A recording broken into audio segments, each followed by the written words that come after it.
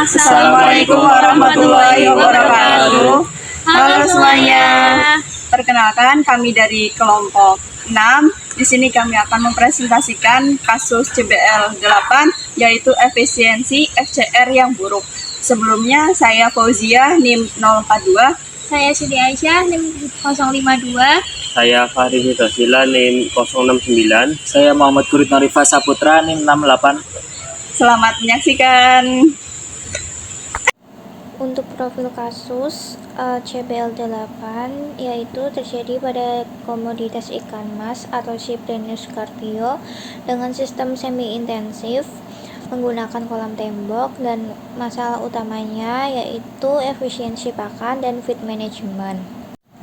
Kronologi kejadiannya yaitu setelah masa pemeliharaan selama 4 bulan, kelompok mahasiswa di unit praktik Blok C melakukan panen total. Berdasarkan catatan akhir, mereka menebar 100 kg benih dan berhasil memanen 400 kg ikan emas ukuran konsumsi. Selama proses budidaya, total pakan yang telah dihabiskan sebanyak 660 kg. Dosen pembimbing yang melihat data tersebut terkejut karena nilai FCR mencapai 2,2. Sebagai perbandingan, standar FCR untuk ikan emas di kolam tembok seharusnya berkisar antara 1,3 hingga 1,5. Berdasarkan pengakuan mahasiswa pengelola, mereka sering memberikan pakan hingga ikan benar-benar tidak mau makan lagi, tanpa jadwal yang tetap. Seringkali, pakan masih diberikan meskipun hari sedang hujan deras atau air kolam terlihat sangat keruh.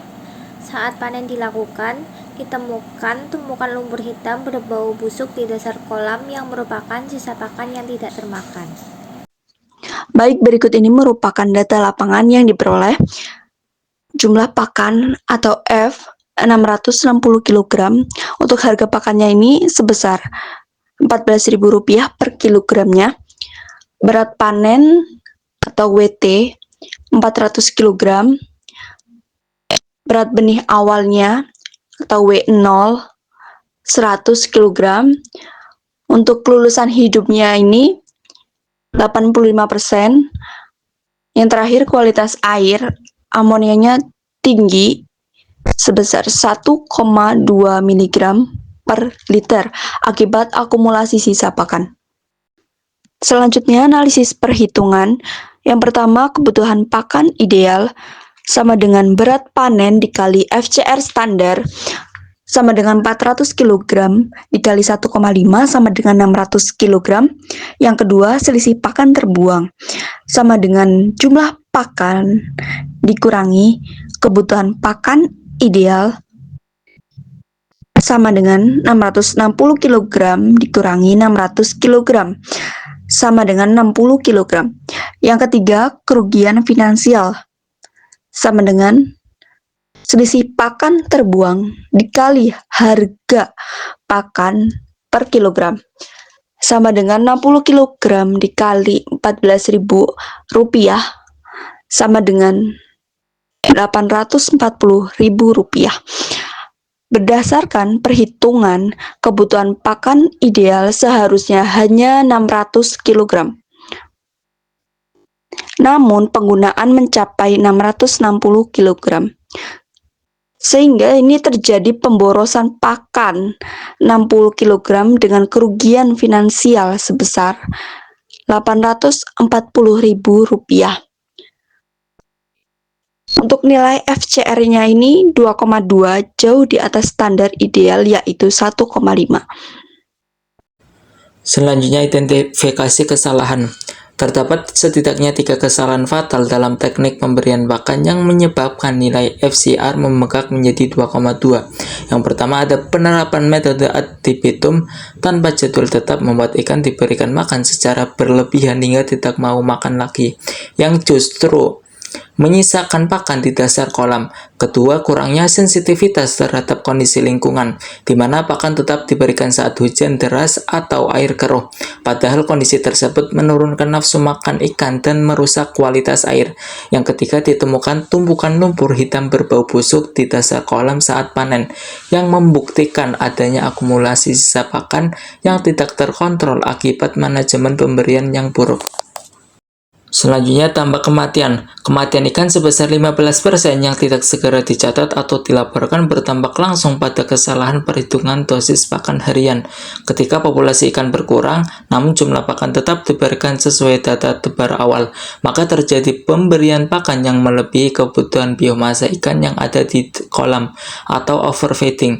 Sisa pakan yang tidak termakan oleh ikan yang sudah mati ini kemudian terakumulasi menjadi limbah, meningkatkan kadar amonia hingga 1,2 mg per liter, dan secara matematis menaikkan angka FCR karena pakan terus dihitung sebagai input, tanpa menghasilkan penambahan bobot pada ikan yang telah mati. Rekayasa dampak pakan. Penyusunan jadwal pakan yang ideal untuk ikan mas sebaiknya dilakukan dengan frekuensi 3-4 kali sehari menggunakan metode restrite 3-5% dari biomasa untuk memastikan pakan terkonsumsi efisien. Waktu terbaik pemberian pakan adalah saat kadar oksigen terlalu optimal. Biasanya dimulai pada pagi hari sekitar pukul 8-9 hingga sore hari sebelum matahari terbenam. Kondisi cuaca sangat memengaruhi nafsu makan. Saat hujan deras, suhu air menurun yang berakibat pada melambatnya metabolisme ikan, sehingga dosis pakan harus dikurangi atau bahkan dihentikan sementara untuk mencegah pemborosan dan pencemaran air. Teknik sampling. Melakukan sampling bobot ikan setiap 2 minggu sekali sangat krusial dalam menentukan dosis pakan atau feeding rate yang akurat agar sesuai dengan pertumbuhan ikan. Sampling.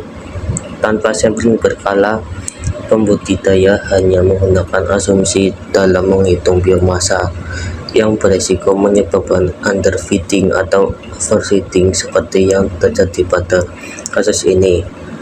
Dengan data sampling rutin, jumlah pakan dapat disesuaikan dengan bobot rata-rata ikan terbaru, sehingga efisien pada tetap terjaga pada standar FCR 1,3-1,5 dan biaya produksi dapat dikendalikan.